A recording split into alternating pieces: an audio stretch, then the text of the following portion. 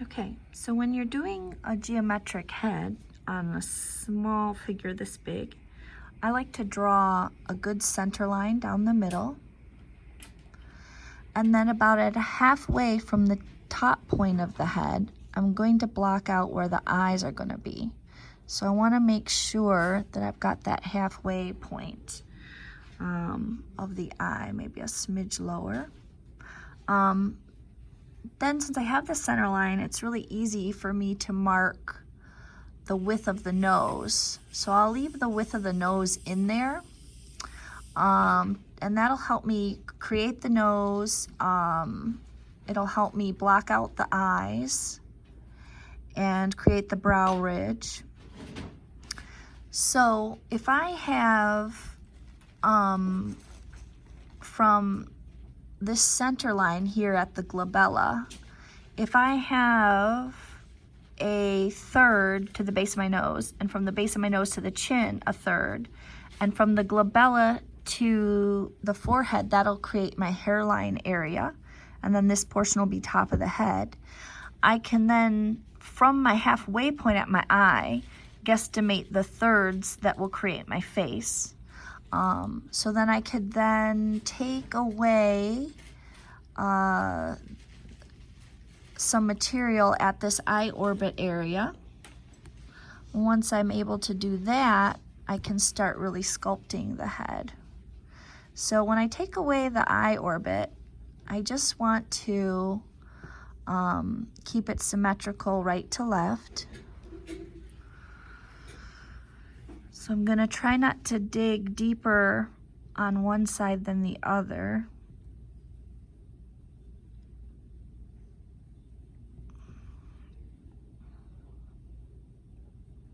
So I'm going to start to remove this material. When I have a geometric representation of my skull, so that's pretty good.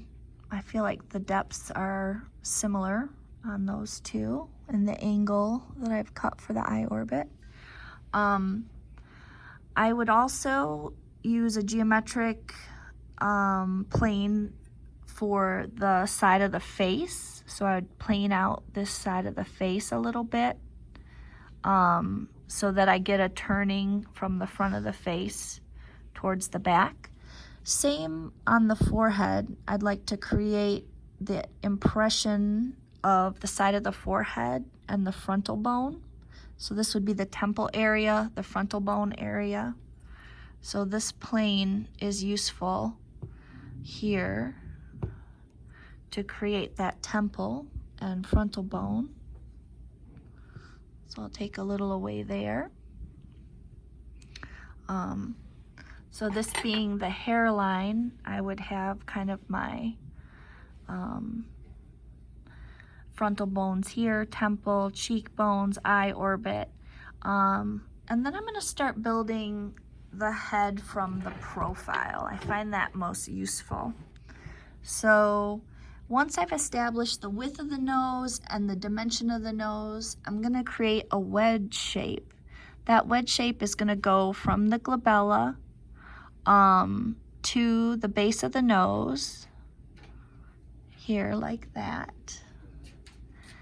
And the same width as my eye orbit. Then I'm going to put another little wedge that's going to represent the upper lip. So I like to make a tiny little triangular wedge here. That's going to represent the upper lip. Then I like to make a circular kind of ovoid shape, kind of like this. I call it like a little bit of a sausage shape. That's going to represent the lower lip. So I'll place that there. The key to the face and profile is to have the nose be the most prominent, and then even though these protrude in the third dimension, they will move back in space. So then I'm going to have a little oval, like an ovoid, but maybe more of a flattened oval. And that's going to represent the chin. So I'll place that forward there. And so now I can see from my profile, I'm really starting to get the sense of a small face.